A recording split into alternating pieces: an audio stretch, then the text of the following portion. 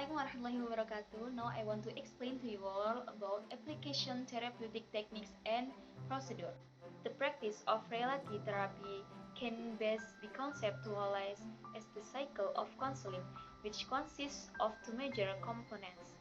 The first, creating the counseling environment, and the second, implementing specific procedures that lead to change in behavior. The art of counseling is to weave these components together in ways that lead clients to evaluate their lives and decide to move in more effective direction. Praktek terapi realitas paling baik dikonseptualisasikan sebagai siklus konseling yang terdiri dari dua komponen utama, yaitu yang pertama, menciptakan lingkungan konseling, dan yang kedua, menerapkan prosedur khusus yang mengarah pada perubahan perilaku. Seni konseling itu adalah menjalin komponen-komponen ini bersama-sama dengan cara yang mengarahkan klien untuk mengevaluasi kehidupan mereka dan memutuskan untuk bergerak ke arah yang lebih efektif. Jadi yang pertama, menciptakan lingkungan konseling.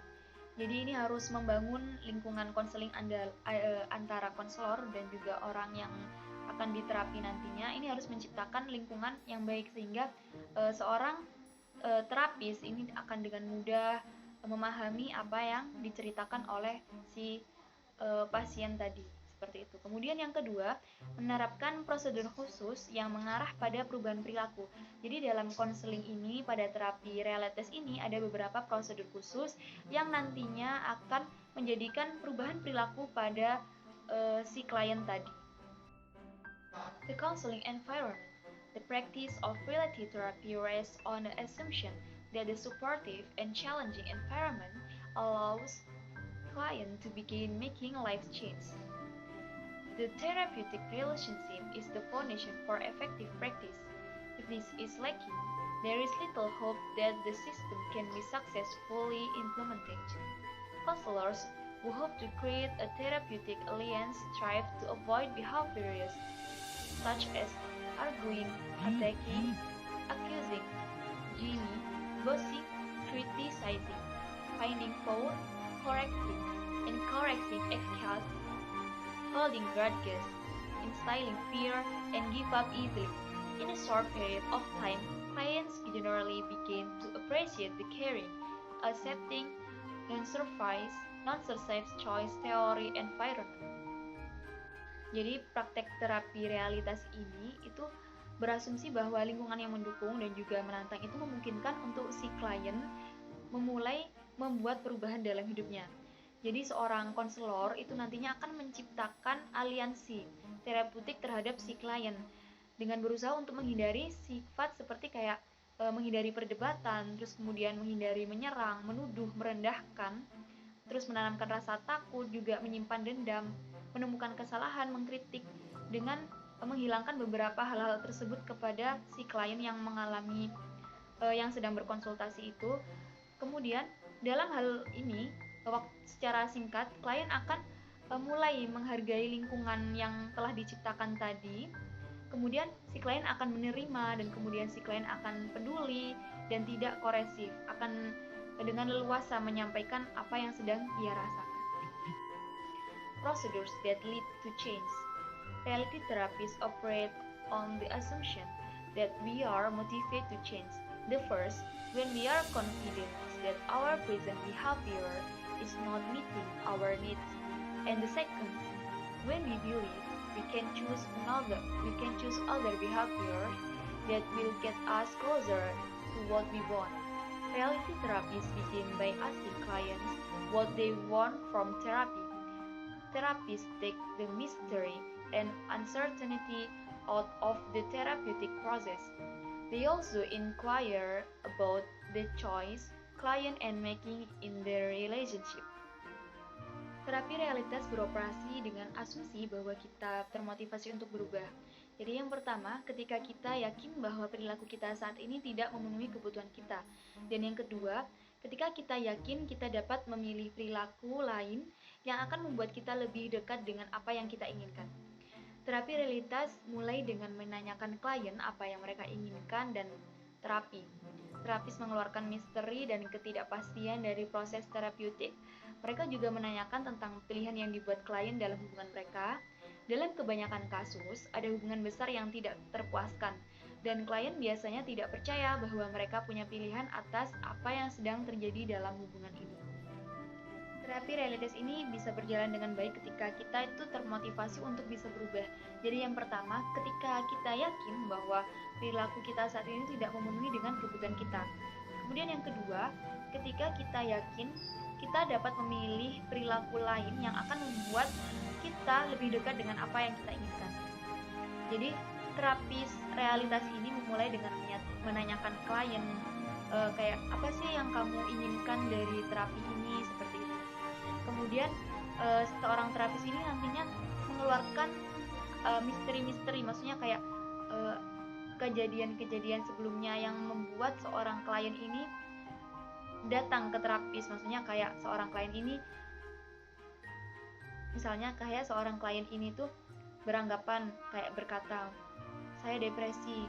Kemudian, nah ini si seorang terapis ini harus mencari apa depresinya itu gara-gara apa gitu. Jadi seorang terapis ini mengeluarkan misteri-misteri dari seorang klien itu. Nah, dalam kebanyakan kasus, ini tuh ada hubungan besar yang tidak terpuaskan, seperti kayak klien itu biasanya tidak percaya bahwa pilihan yang telah mereka pilih itu baik gitu loh. Kayak mereka itu telah memilih hal ini, cuman mereka itu masih ragu, kemudian mereka itu seperti depresi dan lain-lain. The WDEP system. The WDEP system of reality therapy can be described as effective, practical, usable, theory-based, cross-cultural, and founded on universal human principles. The WDEP system can be used to help clients explore their wants, possible things they can do, opportunities for self-evaluation, and design plans for improvement. Grounded in choice theory, the WDEP system assists people in satisfying their best needs. Each of the letters refer to cultures of strategies. W5 wants, needs, and perception. D5 direction and doing. E5 self-evaluation. And P5 planning. The strategies are designed to promote change. Let's look at each one in more detail. Sistem terapi realitas WDEP dapat digambarkan sebagai efektif, praktis, dapat digunakan berbasis teori, lintas budaya, dan didirikan di atas prinsip-prinsip universal manusia. Sistem WDEP dapat digunakan untuk membantu klien menjelajahi keinginan mereka, hal-hal yang memungkinkan mereka bisa melakukan kesempatan untuk evaluasi diri dan mendesain rencana untuk perbaikan. Didasarkan pada teori pilihan, sistem WDEP membantu orang dalam memenuhi kebutuhan dasar mereka. Masing-masing huruf mengacu pada sekelompok strategi. W5 yakni keinginan, kebutuhan, dan persepsi. D5 arahan dan perbuatan. E5 evaluasi diri, dan P5 perencanaan. Strategi ini dirancang untuk mendorong perubahan. Selanjutnya, mari kita lihat lebih lanjut detail dari WDEP sendiri itu apa saja. Jadi sistem terapi realitas WDEP ini bisa digambarkan sebagai terapi yang efektif, praktis, dapat digunakan, kemudian berbasis teori, lintas budaya, dan didirikan atas prinsip-prinsip manusia. Jadi sistem WDEP ini dapat digunakan untuk membantu klien menjelajahi keinginan mereka. Jadi kita itu bisa tahu apa sih yang sebenarnya diinginkan oleh seorang klien. Kemudian hal-hal apa saja sih yang mungkin bisa mereka lakukan untuk kesempatan selanjutnya untuk mereka bisa memperbaiki diri lebih baik lagi, untuk bisa mengevaluasi diri, untuk perbaikan diri. Nah, dari teori ini didasarkan yang namanya WDEP itu W5, yaitu keinginan, kebutuhan, dan persepsi. Kemudian D5 ini ada arahan dan perbuatan. Kemudian E5 ini evaluasi diri, dan P5 perencanaan. Jadi nanti strategi-strategi ini tuh akan dibahas lebih lanjut di slide berikutnya. Wants. Exploring wants, need, and perception. Reality therapy assists clients in discovering their wants and hopes. All wants are related to the five basic needs. The key question asked is, what do you want? Through the therapy skillful questioning, clients are assisted in defining what they want from the counseling process and from the world around them. This is useful for clients to define what they expect and want from the counselor and from themselves. Keinginan, mengeksplorasi keinginan, kebutuhan, dan persepsi. Realitas terapis membantu klien dalam menemukan keinginan dan harapan mereka. Semua keinginan berhubungan dengan 5 kebutuhan dasar. Pertanyaan kunci yang diajukan adalah, apakah yang Anda inginkan? Melalui pertanyaan terapis yang terampil, klien dibantu dalam mendefinisikan apa yang mereka inginkan dari proses konseling dan dari dunia di sekitar mereka. Hal ini berguna bagi klien untuk mendefinisikan apa yang mereka harapkan dan inginkan dari konselor dan diri mereka sendiri. Jadi dalam WDEP yang pertama ini, seorang terapis ini akan menanyakan apa sih yang kamu inginkan gitu kepada si klien. Nah, melalui pertanyaan dari terapis ini, klien itu dibantu untuk mendefinisikan apa yang mereka inginkan sebenarnya dari proses konseling tersebut dan dari dunia sekitar mereka. Nah, hal ini tuh sangat berguna bagi klien untuk bisa mendefinisikan apa yang sebenarnya mereka harapkan, apa yang sebenarnya mereka inginkan dari proses konseling tadi. Dan mereka juga akan tentunya tahu apa yang sebenarnya mereka inginkan dari diri mereka sendiri. Direction and doing. The focus on the present is characterized by the key question asked by the reality therapist. What are you doing? Even though problems may be rooted in the past, clients need to learn how to deal with them in the present by learning better ways of getting that they want. Problems must be solved either in the presence of through a plan for the future.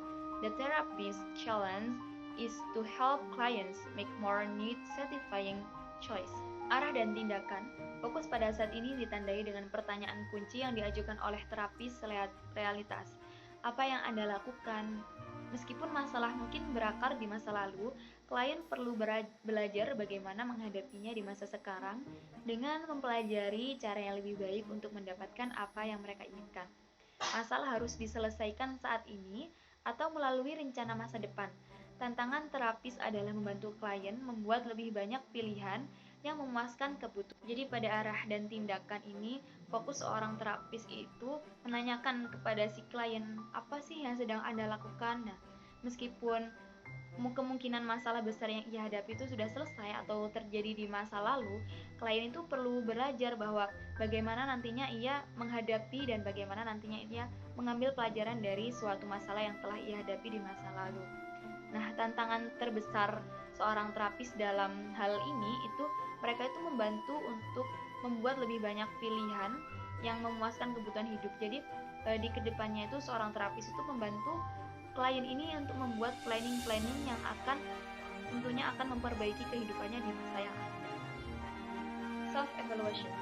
Self-evaluation is the cornerstone of reality therapy procedure. The corner of reality therapy, as we have seen, is to ask clients to make the following self-evaluation. The counselor can help clients evaluate their behavior by asking this question. Is your current behavior bringing you closer to people important to you, or it is driving you further apart? Through skillful question, the counselor helps clients determine if what they are doing in helping them. Artful question assists clients in evaluating their present behavior and their directing this is talking them. Evaluasi diri adalah landasan prosedur terapi realitas. Inti dari terapi realitas seperti yang telah kita lihat adalah meminta klien untuk melakukan evaluasi diri. Konselor dapat membantu klien mengevaluasi perilakunya dengan mengajukan pertanyaan, apakah perilaku Anda saat ini membawa Anda lebih dekat dengan orang yang penting bagi Anda atau membuat. Jadi dalam evaluasi diri ini, seorang konselor itu menanyakan hal tersebut. Apakah perilakumu saat ini tuh membuatmu lebih dekat dengan orang yang menurutmu penting ataukah malah membuatmu semakin jauh? Nah, melalui pertanyaan tersebut ini akan mendorong seorang klien ini akan mengevaluasi dirinya sendiri, apakah perbuatannya ini benar ataukah perbuatannya ini salah. Dengan bantuan seorang terapis, maka konselor akan menerka-nerka apa sih sebenarnya yang ia lakukan ini, apakah benar, apakah baik buat dirinya. Nah, secara tidak langsung seorang klien ini akan mengevaluasi dirinya sendiri. Planning and action. Much of the significant work of the counseling process involves helping clients identify specific ways to fulfill their wants and needs. Once clients determine what they want to change, they are generally ready to explore other possible behaviors and formulate an action plan. If the plan doesn't work, for whatever reason, the counselor and client work together to devise a different plan. The plan gives the client a starting point, a thought on life, but plans can be modified as needed. Through this planning phase, the counselor continually urges the client to be willing to accept the consequence for his or her own choice and the action. Perencanaan dan tindakan. Sebagian besar pekerjaan penting dari proses konseling melibatkan membantu klien mengidentifikasi cara-cara spesifik untuk memenuhi keinginan dan kebutuhan mereka. Setelah klien menentukan apa yang ingin mereka ubah, mereka umumnya siap untuk mengeksplorasi kemungkinan perilaku lain dan merumuskan rencana tindakan. Jika rencana tindakan berhasil, untuk alasan apapun konselor dan klien bekerja sama untuk menyusun rencana yang berbeda. Rencana ini memberi klien titik awal, pegangan hidup, tetapi rencana dapat dimodifikasi sesuai kebutuhan. Sepanjang fase perencanaan ini, konselor terus mendorong klien untuk bersedia menerima konsekuensi atas pilihan dan tindakannya sendiri. Dalam perencanaan dan tindakan ini, sebagian besar pekerjaan penting dari seorang konseling itu melibatkan atau membantu klien itu untuk mengidentifikasi cara-cara yang spesifik untuk kedepannya itu bisa lebih baik lagi dalam kehidupannya. Tapi jika rencana atau planning-planning yang dibuat itu tidak berhasil, kemudian klien dengan konselor ini bisa bekerja sama untuk menyusun rencana yang berbeda. Nah, rencana ini akan memberikan suatu titik awal atau pegangan hidup bagi seorang klien untuk melanjutkan kehidupan kedepannya itu untuk menjadi lebih baik lagi. Dalam fase perencanaan ini, jadi sepanjang fase perencanaan ini itu, konselor itu harus terus mendorong klien untuk bersedia menerima konsekuensi atas pilihan dan tindakannya sendiri. Application to group counseling. With the emphasis on connection and interpersonal relationships, reality therapy is well suited for various kind of group counseling. Group provide members with many opportunities for exploring ways to meet their needs through the relationship from within the group. In particular, the VDET system can be applied to helping group members satisfy their basic needs. If members talk about their past experience or make excuses for their current behavior, the group leader redirects them to way they are presently doing. Aplikasi untuk konseling kelompok. Dengan penekanan pada koneksi dan hubungan interpersonal, terapi realitas sangat cocok untuk berbagai jenis konseling kelompok. Grup memberi anggota banyak kesempatan untuk mencari cara memenuhi kebutuhan mereka melalui hubungan yang terbentuk di dalam grup. Secara khusus, sistem WDEP ini dapat diterapkan untuk membantu anggota kelompok memenuhi kebutuhan dasar mereka. Jika anggota berbicara tentang pengalaman masa lalu mereka atau membuat alasan untuk terapi realitas ini selain cocok untuk individu, terapi realitas ini juga cocok untuk dilakukan konseling secara berkelompok. Jadi, grup ini memberikan anggotanya itu banyak kesempatan untuk menceritakan pengalamannya pada masa lalu. Kemudian anggota kelompoknya ini akan berbicara tentang pengalaman mereka. Next, related therapy from a multicultural perspective, yakni terapi realitas dari perspektif multikultural. Strengths from a diversity perspective. The key strength of reality therapy is that it provides clients with tools to meet the change they desire. This is explored through during the planning phase, which is central to the process of reality therapy.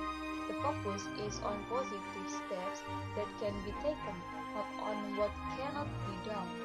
Clients identify those problems that are causing them difficulty, and these problems become the targets for change. Kekuatan dari perspektif keberagaman. Prinsip-prinsip inti teori pilihan dari terapi realitas memiliki banyak hal untuk ditawarkan dalam bidang konseling multikultural. Dalam terapis lintas budaya, konselor harus menghargai perbedaan pandangan dunia antara mereka dan kliennya. Kekuatan utama dari terapi realitas adalah menyediakan alat bagi klien untuk membuat perubahan yang mereka inginkan. Hal ini terutama berlaku selama fase perencanaan yang merupakan pusat proses terapi realitas. Fokusnya adalah pada langkah-langkah positif yang dapat diambil, bukan pada yang tidak dapat dilakukan. Klien mengidentifikasi masalah-masalah yang menyebabkan kerusakan, dan masalah-masalah ini menjadi sasaran perubahan.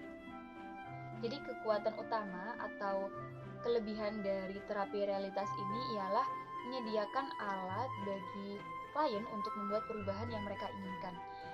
Jadi hal ini tuh berlaku selama fase perencanaan yang tadi telah dijelaskan di sebelum-sebelumnya, yang merupakan pusat proses terapi realitas. Jadi di mana seorang klien dibimbing oleh seorang konselor untuk membuat planning atau membuat perencanaan di kehidupan selanjutnya, maksudnya untuk kedepannya biar kehidupannya bisa lebih baik lagi dari sebelumnya. Jadi fokusnya pada terapi realitas ini adalah pada langkah-langkah positif yang dapat diambil, bukan pada apa yang dapat dilakukan. Jadi dari hal ini klien itu mengidentifikasi masalah-masalahnya yang menyebabkan kerusakan di masa lalu mungkin, dan masalah-masalah ini tuh menjadi sasaran untuk perbaikan diri di masa mendatang tentunya. Shortcomings from a diversity perspective. One of the shortcomings of reality therapy in working with clients from certain ethnic groups is that it may not take fully into account some very real environmental forces that operate against them in their everyday lives. Another shortcoming associated with reality therapy is that some clients are very reluctant to directly verbally express what they need. Their cultural values and norms may not reinforce them in assertively asking for the want it. In fact, they may be socialized to think more of want in the good for the social group than of their inferior wants. Kekurangan dari perspektif keberagaman. Salah satu kekurangan terapi realitas dalam bekerja dengan klien dari kelompok etika tertentu adalah bahwa terapi ini mungkin tidak sepenuhnya memperhitungkan kekuatan lingkungan yang sangat nyata yang bekerja melawan mereka dalam kehidupan sehari-hari. Kekurangan lain yang terkait dengan terapi realitas adalah bahwa beberapa klien sangat enggan untuk secara langsung mengungkapkan apa yang mereka butuhkan. Nilai dan norma budaya mereka mungkin tidak memperkuat mereka dalam meminta apa yang mereka inginkan secara tegas. Bahkan, mereka mungkin disosialisasikan untuk lebih memikirkan apa yang baik untuk kelompok sosial daripada keinginan individu mereka.